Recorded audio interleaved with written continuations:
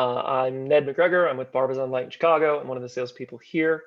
Also on the call, we've got Jim from ETC, who is the product manager for entertainment luminaires, and he's talking about the fos4 line of fixtures, specifically talking a lot today about the new Fresnel that we're really excited to share some stuff about, and then also getting into a little bit of the panels.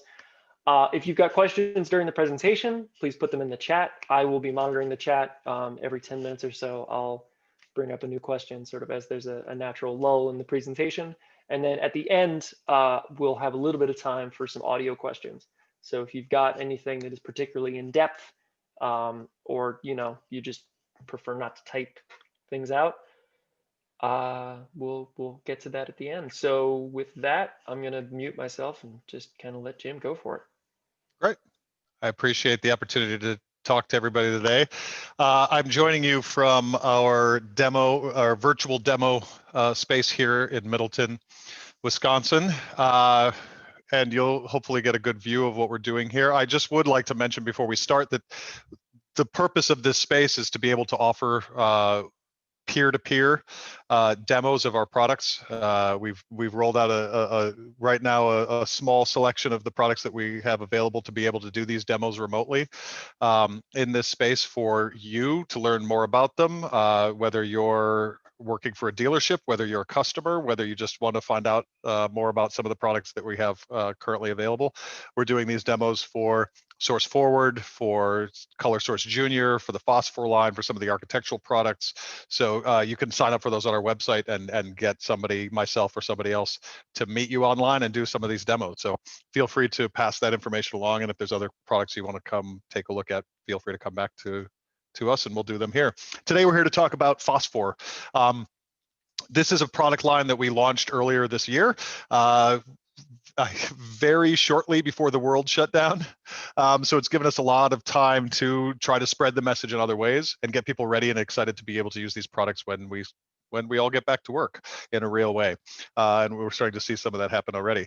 So the idea behind fos4 was to create a series of products designed specifically for lighting on camera, whether that's out on a movie shoot, whether it's on location, whether it's in a sound stage, just to have products that are designed to have the proper workflow, quality, and tunability for use in all different varieties of production for camera. We've been making products that have been used in studios for a really long time. Our consoles, Source 4s, these have been, decades. We've been in studios, but it's always been handoff products from the live entertainment market that the studio market has just accepted because they are high quality products that do the things that they need them to do. But we have been aware for quite some time that the workflow in those environments can be very different, and therefore there's been a lot of things that have had to be overlooked about our existing product lines, specifically in the fixture world, to be able to make those fixtures work in that studio environment. We wanted to change that.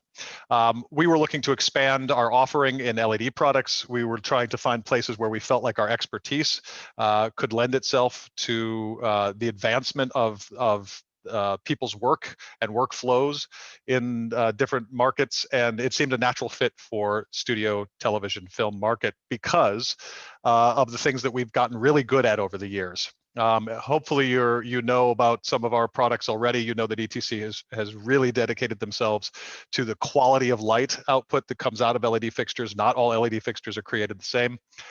We've spent over a decade working on LED products, creating what is now the best LED fixtures that we've ever made in the fos4 line, not only in build quality and in technology, but also in just the quality of light output that they have.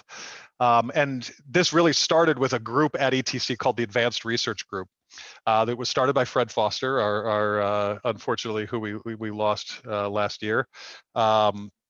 But he had this vision of a department within research and development, within our R&D department, that was not specifically developing products, but instead developing technologies, researching and then putting forward their recommendations for best practices for those technologies so that product managers like myself could then pick up that information and put it into products where we deemed it a good fit.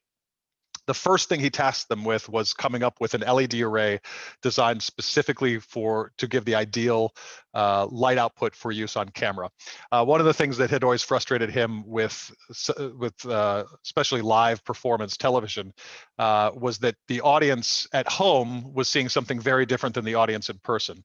And very often the audience in person was seeing a less than product than what the people at home were seeing, because lighting designers would design for people watching at home because there was potentially millions of people watching at home as opposed to hundreds of people watching live. With LED technology, additive color mixing, and the power of the Celador technology that we acquired over 10 years ago, he felt that was a compromise that didn't necessarily need to happen. So he tasked them with doing that. They spent a couple years researching LEDs and cameras and sensors and meters, interviewing designers, colorists, gaffers, grips, laymen, people that just watch TV. Which do you prefer, this image or this image? And after a couple of years, they passed on their recommendations for the LED array itself, and that's what we see in the fos4 line, and that's what we'll be showing you here today. I do want to start really quickly with, just because it's not a presentation if there's not PowerPoint involved. So I just want to go through a couple of things here. We are going to focus primarily on the Fresnel today because that is the newest product here, and hopefully you've seen some information on the panel lights already, but they are so closely linked. The technologies are so closely linked. The user experience is so closely linked that it does not make sense to talk about one and not the other.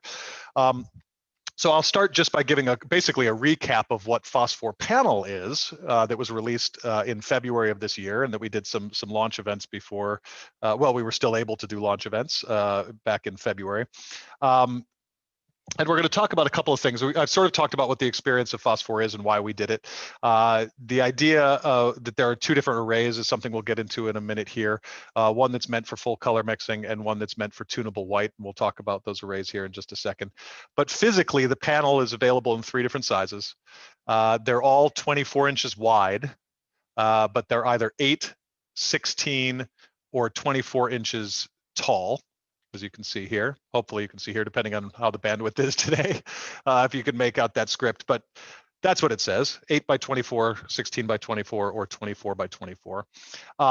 Apart from the size, the physical dimensions of it, they're basically the same fixture. They all have the same arrays available in them. They all have the same user interface and the same technologies available. There's a couple physical differences that you may notice.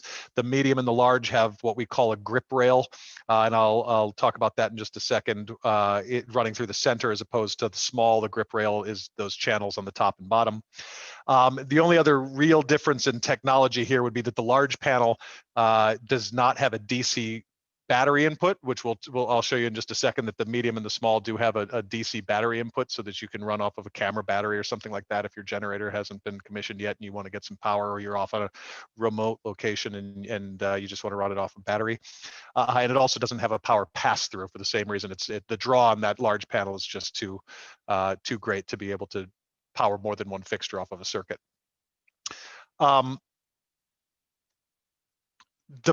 One of the really big things that, from a user's perspective, that you'll probably notice initially is the new user interface, the new user interface experience, really, from these products.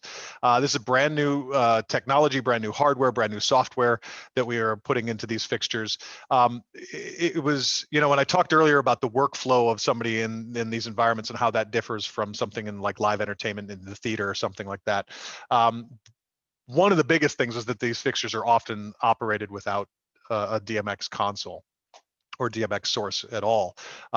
They're put over in the corner on a soundstage, something up in the air on a stand or on a stirrup coming down from the grid, and somebody will go up on a ladder and set it the way they want to set it, and they'll walk away. Doing that on some of our previous products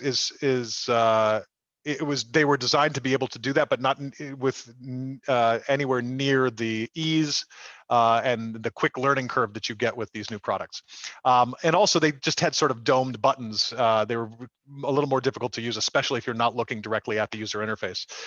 So we set about to create a user interface that had much more tactile input, and you'll see that we have added encoders to this for that purpose. that has a nice, easy to read, clean color LCD screen so that you can very quickly know what settings you're adjusting. And those encoders sort of interact with that screen in a way which is unique in that they are RGB color changing encoders so that they are backlit. So as you jump from screen to screen, the colors can change so that they correspond with whatever field they are meant to edit on the screen, which again lends itself to the ease of use and the learning curve that we were hoping to make nice and quick. There are also push buttons, so you get functionality from that as well. So you can obviously turn them to make adjustments and press them to play actions, or depending on what screen you're in. We'll take a closer look at that in just a moment at some of the other technologies there, and I'll give you the overview of some of these that you see there. But again, this is across all of the fos4 products, not just the panel light. The Griprail that you can see in the image here was designed just to make the fixture easier to use and more versatile. It is designed for accessories. You can see on that side shot there that it's a standard T-slot size, so you can buy hardware for this online at the local hardware store, that sort of thing, to be able to mount any sort of accessory you might want to the fixture itself. This is an industry, as are really hopefully all entertainment industries. They're all made up of artists and they're creative people, and they're always looking for new ways to use their tools to help either make a better product or to make their workflow easier. And so we wanted to put some things into these fixtures to help with that. We will be offering some accessories, cable ties, things like that, to be able to hang power cables, DMX cables off the back. As well as an additional handle. If you want another handle in the middle of the fixture, we have handles that you can attach here. But the other thing that's unique and interesting about this is that it's weight bearing. So you could actually hang the fixture off of that rail as well. If you don't want to use the yoke, if you have an environment where you need to get a fixture straight up to a grid or right up against a wall and you don't want to hang it off of the yoke, this grip rail is weight bearing. And so with the appropriate hardware, you could hang the fixture off of these rails as well.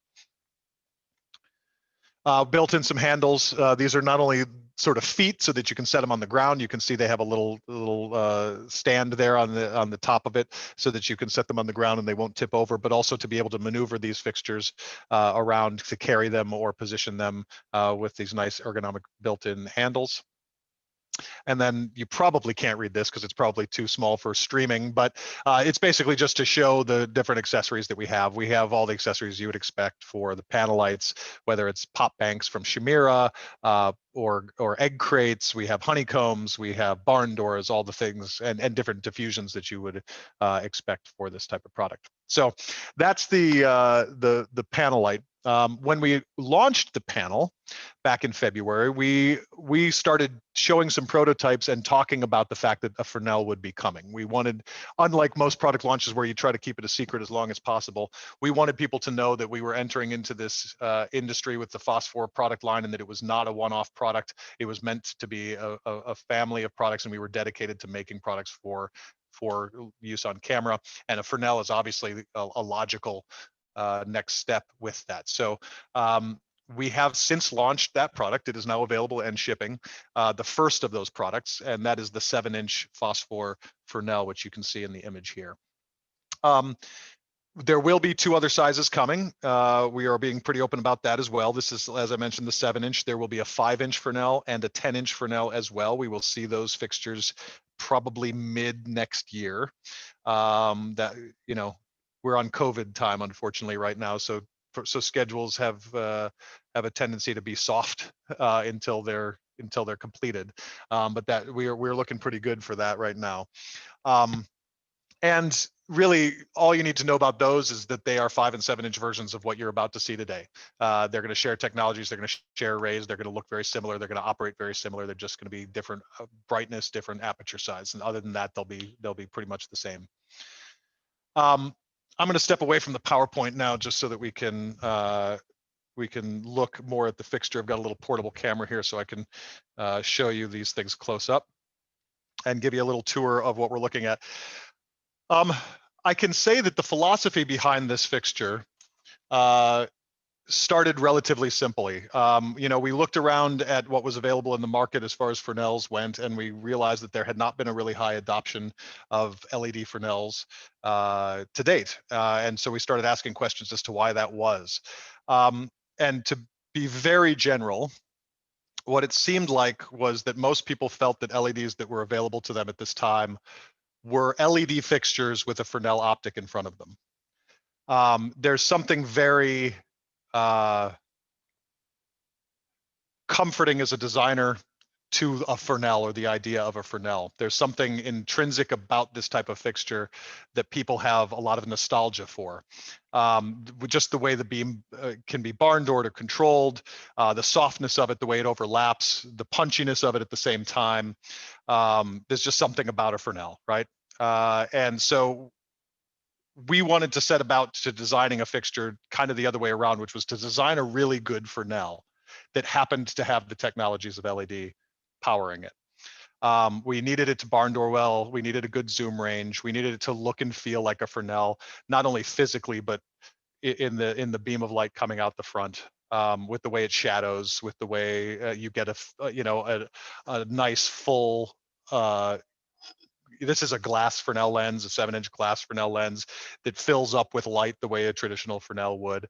And then we put in all of the things that we have been working on and tweaking over the last decade with LED technologies, and then a couple new things as well that we hadn't done prior to this fixture line that we have put in here. And I think you'll see when I turn it on that hopefully we've succeeded in that. It really is a nice Fresnel that just happens to be able to take advantage of LED technologies and all the great things that come with that additive color mixing that you get with that. So the user interface, as I mentioned, a nice, big, bright, bold user interface, the backlit encoders that allow you to adjust. As you can see, the blue knob that I have here is adjusting the blue field, which on this screen happens to be color temperature, CCT. This is the studio mode, and actually, you know what? Let me finish on the hardware here, and then I'll go over what the different modes are that are available to you as a customer. So we have the encoder, the backlit screens, a couple of buttons to navigate some of the menus, but in general, the feedback we've gotten on this so far is that it is very intuitive. It is very easy to just walk up to the fixture the first time and figure out how to operate it, and that's really good to hear because that's really what we were after when we designed this. You may notice up at the top here, it's the lighting on this. Let me see if I can tip this a little bit so you can see, or you may have seen the image of it. Yeah, you can see there's a little physical switch here on just above the UI. That's a lock switch for the UI. We've always put locking software into our fixtures in the past, at least most of them, that allow you to lock the interface to prevent nuisance editing or nuisance bumping of encoders that would change things. But usually it's been press and hold 3 buttons for 5 seconds to unlock, press and hold 3, the same thing to, if you have a whole line of fixtures, you have to go down. That takes quite a bit of time to be able to lock and unlock and edit those fixtures. So we put physical lock switch, which will allow you to set whatever you want and then lock the user interface so that as I'm adjusting this and bumping it and banging into it potentially, I'm not able to change what the settings are. But if I want to unlock it, make a change really quickly and then relock it, it happens just in seconds. And so the workflow there is a little bit quicker. We've added USB. It's USB. There's not a lot to say there. It's for all the things you can imagine. Software updates, storing configurations. It is a powered USB port as well. So if you have an external device that you need to power off of this, you could theoretically charge your cell phone, I guess, if you have the certain types of cell phones. Although I think some don't allow it because it sees it as an unrecognized device. But really, for other accessories that you may want to add to this, you could use it for that. Down here, we have switched to the PowerCon True 1 input and through, as well as the DC battery input that I mentioned is a 3-pin XLR connector for the DC battery input, and then 5-pin XLR in and through for DMX. Did I say DMX input? I think I meant battery input if I misspoke. 3-pin XLR for battery, DC battery input. You notice a knob here. This is our zoom mechanism to be able to run the zoom. This fixture has a 13 to 55 degree zoom that can be operated, I don't know if you can see around front here, from the front or the back. So these two are linked. So I could, regardless of where the fixture's hung or where I'm standing, I'm going to be able to hopefully reach one of these two knobs to be able to adjust that zoom to make it nice and easy to adjust. And then on the front here, we have a dual accessory slot for 2 different accessories that can be opened from the top or the bottom. So again, regardless of where the fixture is located, you should be able to reach that to access the accessories, whether it's a barn door, a chimera, something, speed ring, something like that. On top here, you notice we call it the puppy dog tail because it looks like a little, yeah, you get it. Anyway, this is wireless DMX. We have City Theatrical's multiverse protocol is built into all of these fixtures. So if you are in a position where you can or want to use a wireless protocol, I'm in that situation right now. I've got power going into the fixture, that is it. And I am able to control from my console over here because we have multiverse to bring the fixture up. It makes for a really nice, quick, easy setup, less cabling. Multiverse has been very robust in our, obviously in City Theatrical's testing, they've been very pleased with it, but in the testing we've done with it, the setup is very easy, it's very reliable, and it allows you to control these fixtures wirelessly.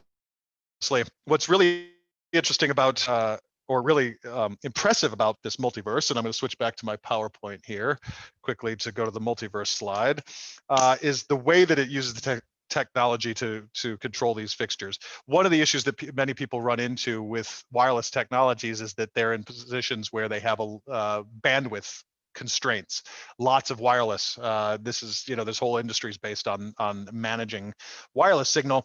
And DMX traditionally, hardline DMX is just constantly spamming the data line with information, whether levels are changing in the fixtures or not. It's constantly refreshing all of the addresses and the levels over and over and over and over. Now, that's not a really efficient way to do it, especially when you're dealing with wireless and you might potentially have a lot of bandwidth issues. So multiverse does not do that. It transmits only the necessary data in moments of change. And by doing so, it allows you to have a single transmitter that can control up to 10 universes of DMX. That's huge. That means that systems are now instantly with this technology expandable to become much larger than you can get with any other technology. And it's one of the reasons that we went with this. It seemed much more, future proof is really overused, and it's a really, you got to be really careful when you talk about things being future proof in today's day and age. But to not use that phrase, I will say it's expandable. It's starting in a position where you can grow a system, not just in size, but in as far as this goes, but being able to grow other parts of your system because this is not hogging up all your bandwidth. They've got a long reputation of working with wireless. They, things like show babies that have been around a long time. They know what they're doing with wireless. This is just the newest generation of this. It also has a number of other advantages that have played out for us well here. And one of them I'm going to talk about right now is the fact that the base station itself, which you can see probably down here. I don't know if you can see my pointer. I'm sure it's not making it through I'm sure it's too pixelated for that, but the base station that you have, the multiverse transmitter, also has Bluetooth technology built into it. And what that allows us to do is to connect mobile devices to the base station, cell phone, tablet, and be able to currently configure, but eventually be able to, as we develop the app for it, to be able to control these fixtures through the base station wirelessly as well, which will be a really nice feature once it's ready. I'm going to show you really quickly the app. I'm going to go back to my portable here just so you can see my cell phone. We have developed an app called SetLight, which is a free application available on both Android and iOS. I'm going to spin this camera right here. And in SetLight, you can connect in a couple of ways, one of which is that via Bluetooth connection to the multiverse transmitter to be able to configure your fixtures. And eventually, like I said, to be able to control your fixtures, not necessarily, I wouldn't necessarily call it a pocket console, but to be able to play a preset or set a color temperature and an intensity on one fixture or multiple fixtures all from your pocket is going to be really nice. And that is in that part of it is in development right now. But the other technology that's built into this and that is built into the fixture itself, which you may have noticed as we were doing our little tour of it before, is NFC. Both all the panels and the Fresnel fixtures have built-in NFC, which, if you don't know, stands for near field communication. It is the same technology that is used for Apple Pay or Samsung Pay, all those contactless pay systems that you do at the grocery store or the hardware store. And it's built into most of the devices that we're carrying around these days, whether it's your Apple Watch, whether it's your phone or a tablet, they probably have NFC built in. we are utilizing that technology to be able to do configurations from our mobile device as well. So from the SetLight app, use the little NFC icon. It's up at the top that my thumb was in the way of, but you can see right here. And by tapping that, I now get a couple of options I can choose from: set address, pull configuration, or reset configuration. In this case, I'm just going to pull configuration. It tells me to tap it on the back. I just tap my phone next to it. I get confirmation that I have success. And now I have all the settings that are in that fixture. Okay. And I can change them. So for instance, I can change it from 61. Here, I'm going to put this. I've locked myself out. This thing's working just like it should. You can see that I'm currently addressed to, hopefully you can see I'm currently addressed to DMX 61. I've told it to be 51. I hit push. I tap it on the back of the fixture, success. I get a confirmation here in just 1 second saying it's got it, and my address has changed to 51. Just as quickly, I can change it back. Now I'm going to change it back to 61 because that's what the console is going to want to talk to it at. And I can change my backlight. I can change multiverse settings. I can do all these things from this. Again, push, tap on the back, and within a second, boom, we're back to 61. So why is this? Well, other than being fun and somewhat satisfying a process to do, it's an incredibly quick way to configure single or multiple fixtures just by walking down the line and tapping a fixture to either pull a config, or I can just sit here and I can open a configuration, get it set the way I want all my fixtures set, and just go down and tap, tap, tap, tap, and it's going to push that configuration into all those fixtures. The next element of this, which is really cool, especially for rental shops, dealerships, or anybody that's out on site where let's say your generator hasn't been commissioned yet, it does not require the fixture to be powered up for this to work. NFC is the technology itself uses such little power that the chip inside the fixture is actually powered off of the wireless signal from your device.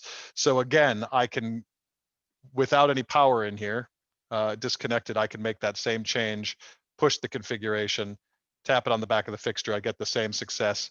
And now when I power the fixture up, the first thing you will see on the screen is that little yellow thing across the bottom, which says NFC received, and my address is now back to 51.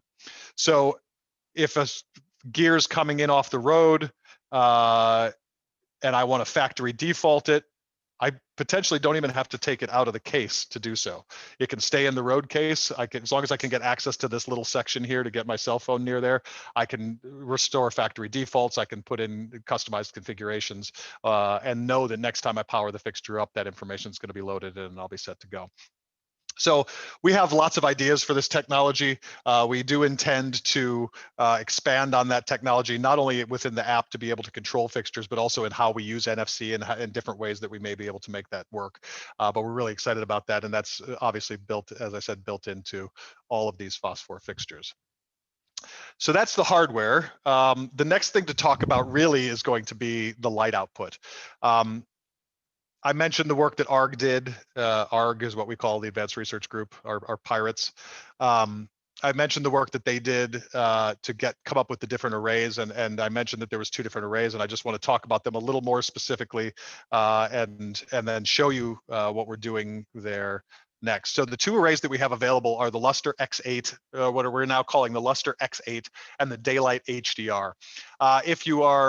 If you've been following what we've been doing over the last couple of years, you know that when we first started doing LED fixtures over a decade ago, there was all sorts of options. There was Luster and Paletta and Vivid and Pearl, and I'm sure I'm forgetting some. But the idea there was that because we had so many different colors of LEDs, you could tweak the different amounts of those different colors and which colors you were using to cater to a variety of different applications. And at the time, because of the technology and where it stood and the brightness and all of those things, you know, there was more of a need for that because you could really dial in what the array was doing based on the need of the customer. We're getting to a point now where the technology is getting so much better, brighter, cheaper, that we can limit how many different options we have because there's much more versatile fixtures and therefore can go into more applications without needing to be specifically tweaked and designed on the hardware level for those individual customer groups. We now are at a point where we just have the two different arrays. One is the Luster X8, which is designed for full color mixing. If you're familiar with the Series 2 Luster or some of our other products, you know that they were 7-color engines. We are now an 8-color engine. We've added an 8th color with these recommendations that came out of the ARG group. And then we have the new Daylight HDR. We had a Daylight HD before, and we had a Tungsten HD before as well in the Series 2 line. We have replaced that with just the Daylight HDR, which is designed for high output tunable white light. Both of these fixtures will do the full range of color temperature from 1900 up to 10,450 Kelvin. They will both do it pretty well, very well actually. But if you're in the studio market and you're living in 4,500 Kelvin or 5,000 or 5,200 Kelvin, you know, the cooler range, and you don't do a lot of color, you just want good, punchy, high quality white light, you'll get more of that light in the Daylight HDR than you will in the Luster X8. If you're doing warmer color temperatures and or a lot of color mixing, the Luster is the way to go. The reason we got rid of the Tungsten HD and didn't make a Tungsten HDR is because the Luster at this point does such an incredible job at warmer color temperatures, it was redundant. It's also important to know, like I said, that the Luster can do those cooler color temperatures very well. It's just you might not get them as bright as you would get it with the Daylight HDR. And it's also important to note that if we look at these arrays, these are the colors that are being used in the Luster X8. The new color is this deep red, and we're going to talk about the deep red here in just a moment and the importance of that. But the Daylight HDR is also not made with any white light LEDs. So it is white light being mixed to with additive color mixing of a selected proportion of colored LEDs, including the new deep red, to give the highest quality and most tunable light available. So I mentioned the deep red, and I want to talk about that really quickly, and then we're going to look at a whole bunch of light on the wall and the barn dooring and the imaging and all that. This new color that we've added is deep red. I'd mentioned earlier the work that advanced research group did, and the polling basically they did of various people, hundreds of people, about their preferences of what images looked better. One of the very clear things that came out of that work that they did was that people really liked the deep red being included. Deep red has been around for a long time in LEDs. It just has not been really accessible because it hasn't been very bright. And the hit you took in lumen output by using deep red was just too much to overcome in other ways. You can see there compared to the wavelength of the standard red, and I say standard red, it's what we've been using, it's what everybody's been using as red really for, you know, since these things started getting themselves into entertainment fixtures. But that deep red, while not as bright, is staggeringly important. And that's what we have found. It may seem subtle on the surface, but when you look at what it actually does, the way it renders skin tones, the way it expands the gamut, when you just compare it to the red that we've been using, it doesn't make it look red anymore. The red we've been using is orange. And when you go back and forth between the two, that's what you're left with is, I can't believe I thought that was red. But it speaks to perception of color, the way our brains work, the way our optical system works. Every color is very comparative, and if you just see that red for long enough and you don't see it compared to something that has a deeper wavelength of red, you just get accustomed to it. But as soon as you are reminded of that last little bit of tungsten, that last bit of visible light that the human eye can see before it starts to fall off into the infrared, a wavelength that is very prominent in traditional light sources like tungsten, like fire, things that we have spent thousands of years as a species growing accustomed to, and our eyes have grown accustomed to recognizing and utilizing that wavelength of light. I say thousands of years, hundreds of thousands of years. So it's something that we equate, especially when that part of that wavelength, when it renders on skin tones, it's something that we equate with natural, healthy looking skin, is when it has that vibrance and that rich redness to it. It doesn't matter what color your skin tones are. We all have blood in our skin underneath the layers of skin in our veins. skin is different than other materials in a lot of other materials in like a wall or something like that, in that the light doesn't just hit it and bounce off the surface, it penetrates down. It's partially translucent, and it reacts and scatters differently off the different layers of skin and then veins and blood and things under your skin. So it's a very difficult thing to render properly without high quality light, and not having this wavelength of light in the skin bouncing and rendering off skin tones is something that has been missing until now. So let's take a look now. Sorry, I just want to show you one last little thing because it's a fun graphic they put together, which shows not just the gamut, because I will say that one of the, we set out to make the best quality of light output for use on camera, and that was a big part of this. But the other thing that we did, and you can see here the expanded gamut of the Luster X8 versus a standard RGBW, in this case a panel light of the same size. You obviously have expanded gamut, which gets you to more colors and allows you to get to mix and tweak the light in ways that you couldn't do without those ingredients. But we also wanted to make sure there was a lot of that light. So it wasn't just about the quantity of different types of light you could get to with these fixtures, but the amount of that light. I clicked on the wrong thing. Stand by.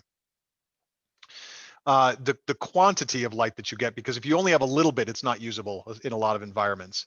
And so we wanted to make sure that we were not just making a beautiful light, we were making a lot of beautiful light. And so you can see here this, what we're calling color volume, the volume of light, that next dimension, that third dimension, so that at any given color point, you can see not only can we get to more color points, but when we get to those color points, we can give you more of that light. So you can use it in more situations and you have a lot more control over where these lights are useful and where they're not. So let's turn this thing on. I'm going to go ahead. Jim. Yes, I just want to remind folks, if anybody has any questions that they want to put in the chat, I know we're just blowing through information on this. So if you want anything to be repeated, if you have any particular questions, put them in the chat. I can address them as they come up, and then we will have a section at the end of this for some audio questions. I apologize. My years in New York, I've become a very fast talker. So if I'm going too quickly, please tell me to slow down, or if you need me to reiterate something, I'm happy to talk about it in further detail. So I put a barn door in here that we have. It's an 8-leaf studio barn door, because obviously one of the big evaluation points for Fresnels is how do they barn door? What is the control of that beam? The whole reason we like Fresnels is because you get that zoom range built in, which is great. You get that beautiful soft beam, but you also have control of that beam and where the light goes. So it's an important thing. I'm going to switch to what we call our white wall here camera and bring this fixture up. So I'm from the wall, I would say 20 feet, maybe 18 to 20 feet from the wall. And I'm currently in full flood. I'm going to take this down to a spot.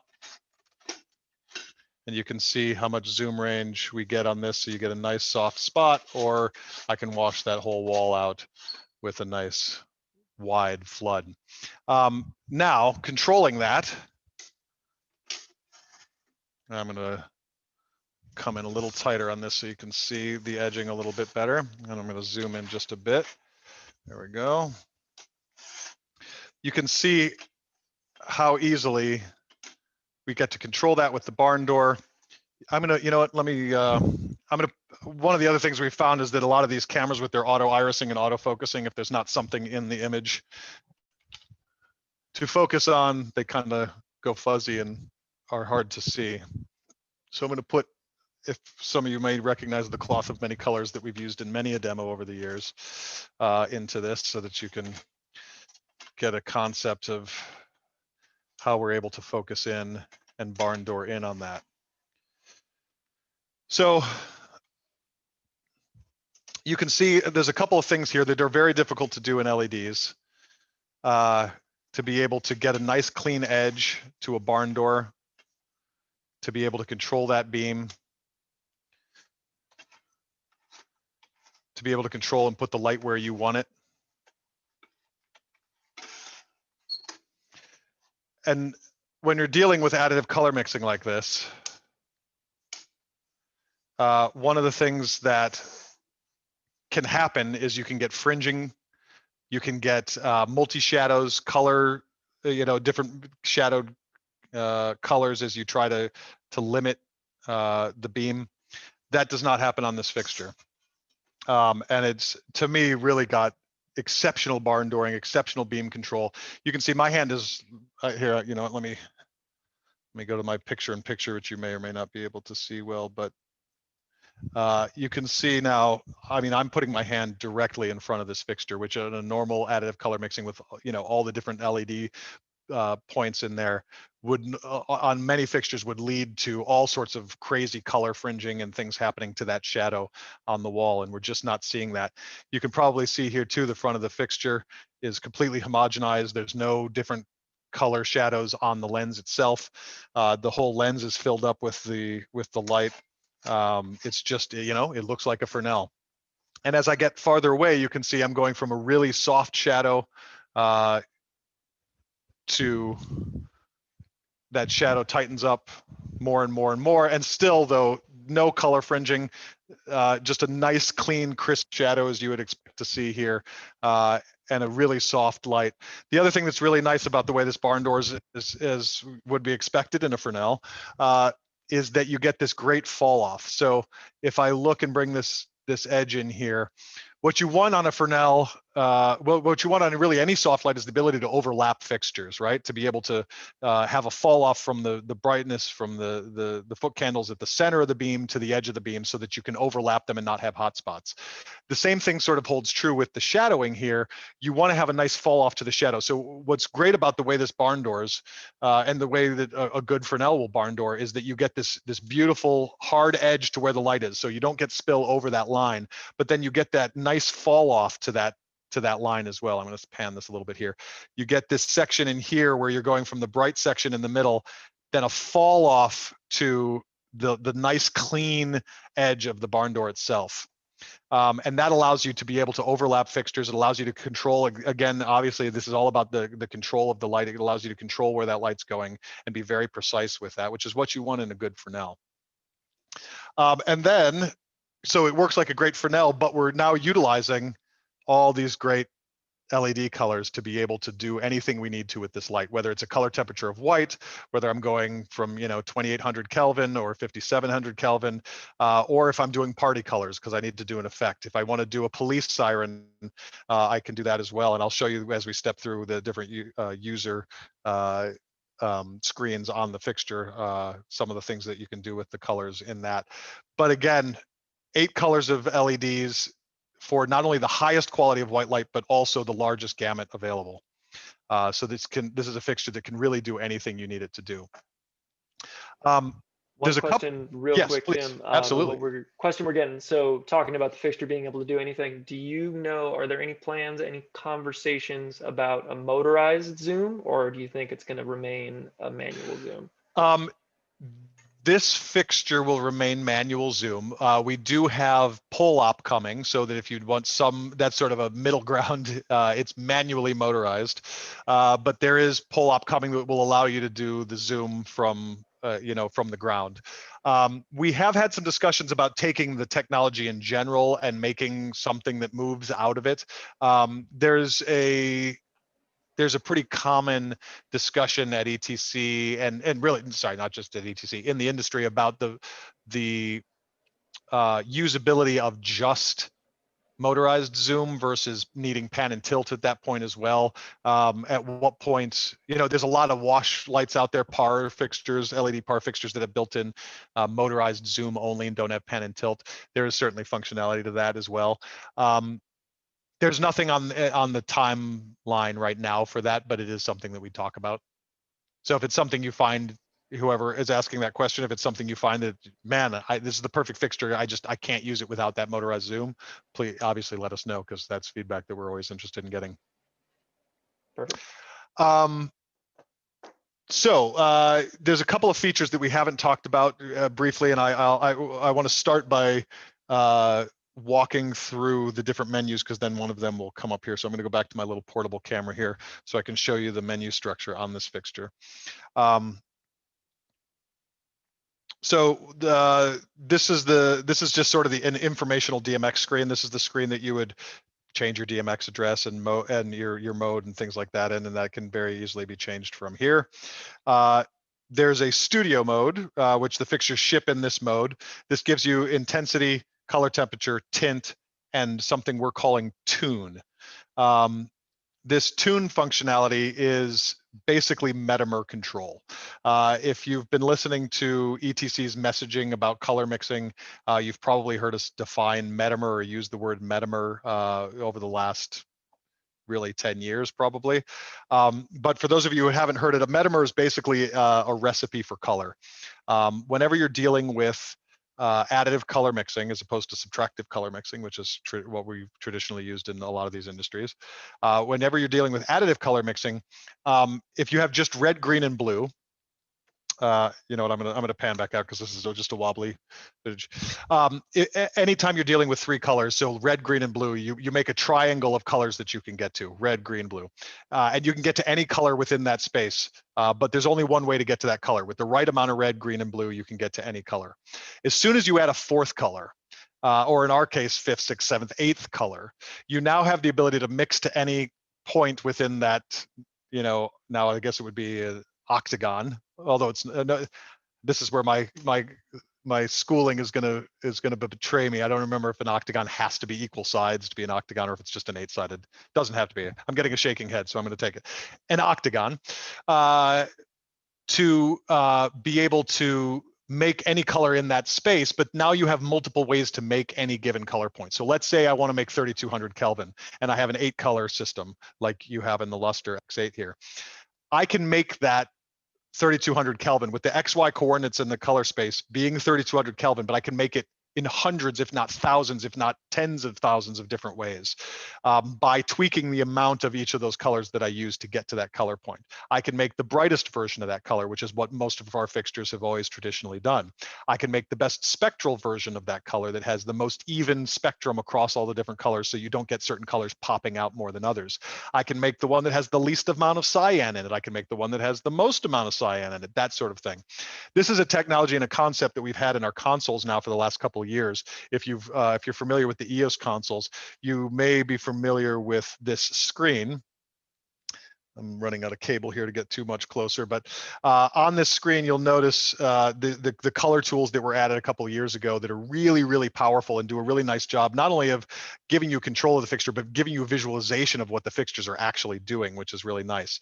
But there was something that was added with that, which is this hold color point button down here.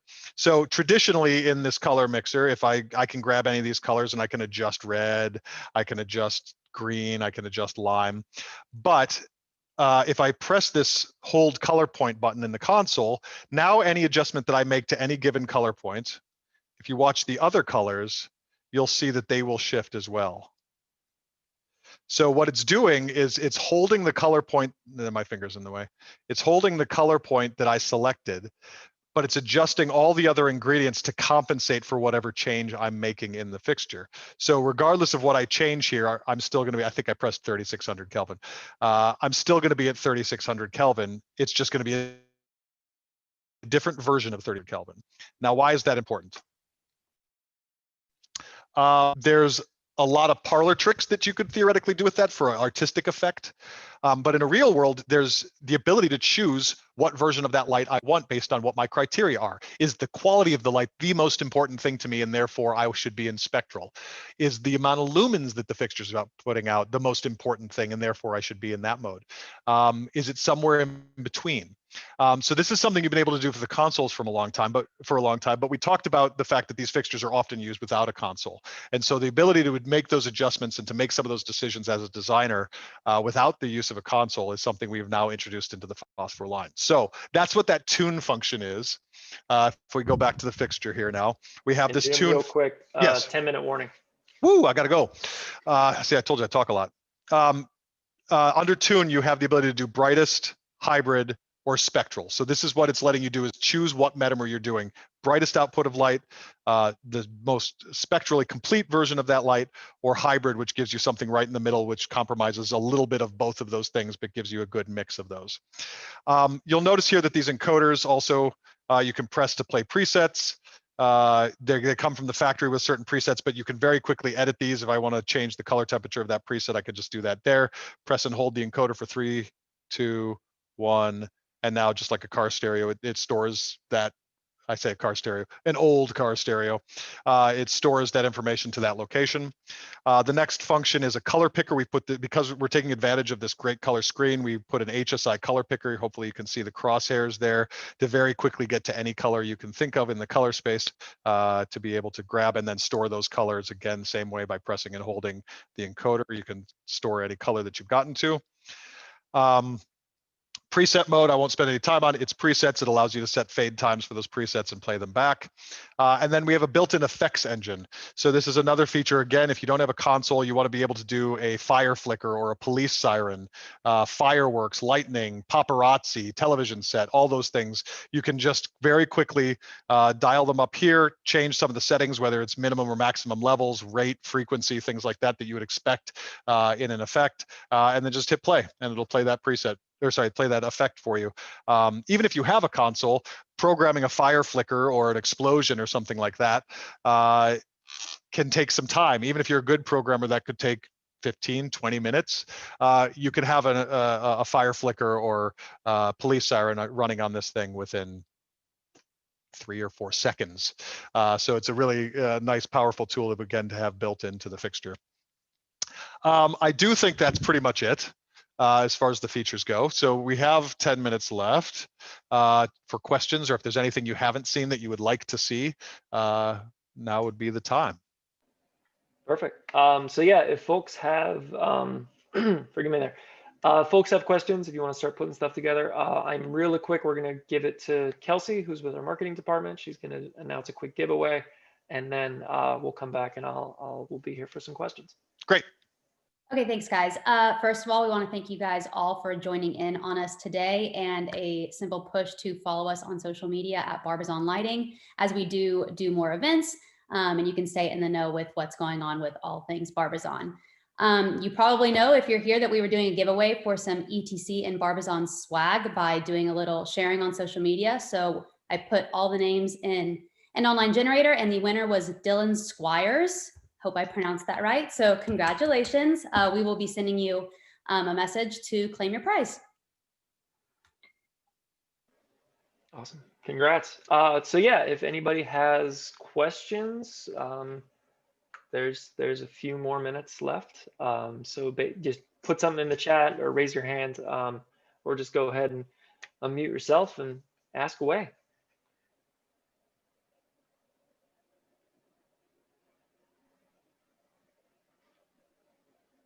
One question we did get just while folks are sort of formulating their thoughts, and this is actually something I've heard before, the fabric of many colors, is there a Bermuda shirt available for that? Can we get a t-shirt in that? I think I've asked Spencer that in the past. So, you know, that some of this has become, I'm sure, lore. I'm not sure how much of this is accurate, but what I have heard about that cloth is that it has been discontinued, that you can no longer get that specific cloth. I do think that ETC purchased a couple reams of it at one point when we heard that it was discontinued, so that we could have plenty of it to go around.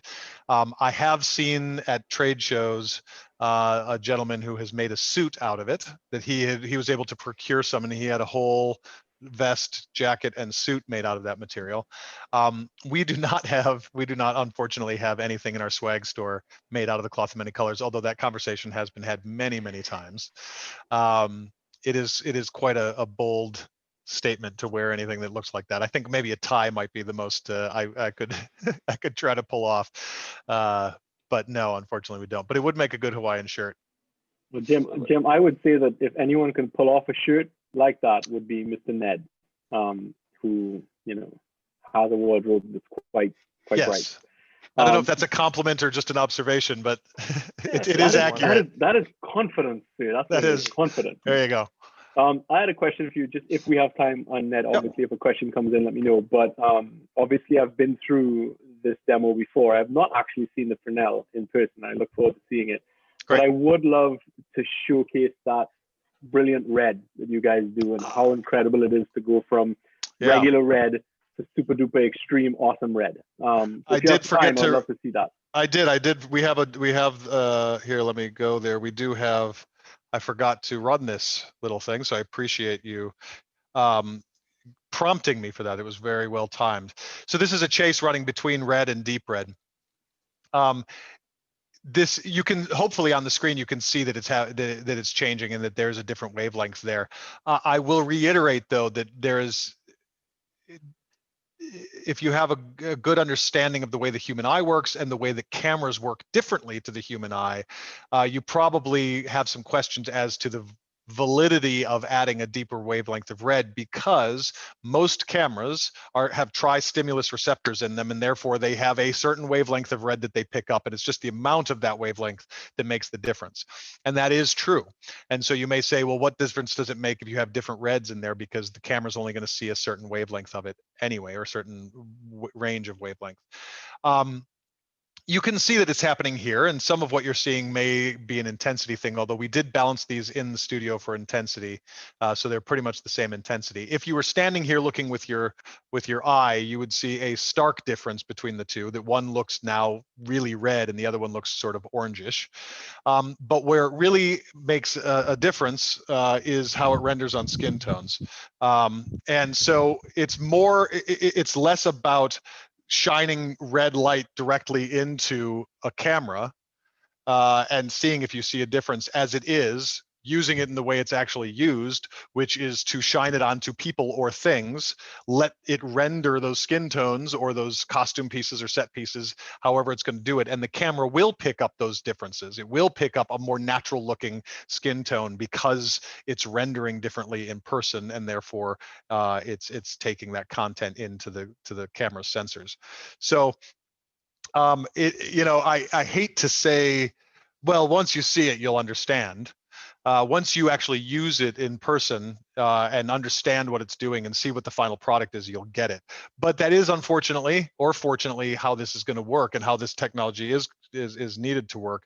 But it's also why, and we've always said this, and we will double down on the concept of, if you are looking at a fixture of this nature for your purposes, for your use, you should try it first. You should get a demo of it. You should borrow one from a dealer.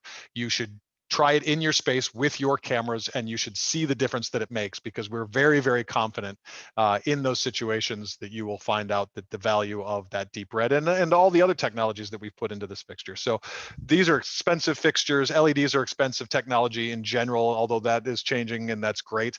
But it is an investment. We don't want anybody to be disappointed in their investment or to feel like they've made a mistake. And that's why we do these demos. That's why we have demo equipment that goes out into the marketplaces so that people can try them. We want people to try them and to shoot them out against other products that they're thinking about. And we're very confident in those situations for people to do that. And on that, for anybody who's considering purchasing a fixture, anybody who wants a demo, please do reach out to Barbizon. I know our Chicago office, we've got a really great index of ETC LED product on hand, ready to go. If you want to take a couple things out to your location and try them out, we're working on getting some fos4 stuff. I'll keep harassing Spencer about that. So we should have some options local to Chicago, and I know Boston is working on that as well. So kind of wherever you are on this call, reach out to your Barbizon salesperson and we can help you out. We are reaching the end of the time, and I don't see anybody else raising hands or asking questions. So if that's pretty much it, thanks everybody for coming up. Thanks, Jim, so much, and thanks ETC for doing this for us. This is great. It's really nice to be able to still do these events in the middle of all of this, and we're hoping that we'll be able to go back to in-person events really soon. So yeah, there will be a recording of this posted if anybody wants to go, double check some numbers, look at some facts. If the perfect question occurs to you at 2 o'clock in the morning, email me, email whoever you got the invite from, and one of us we won't know the answer, but we can pass it on to Jim or somebody else at ECC, and they can help. Absolutely. So, absolutely. Awesome. Well, thanks so much, everybody. Have a great rest of your day. Stay safe. Have a happy Thanksgiving, and talk to everybody soon. Stay safe. Thank you.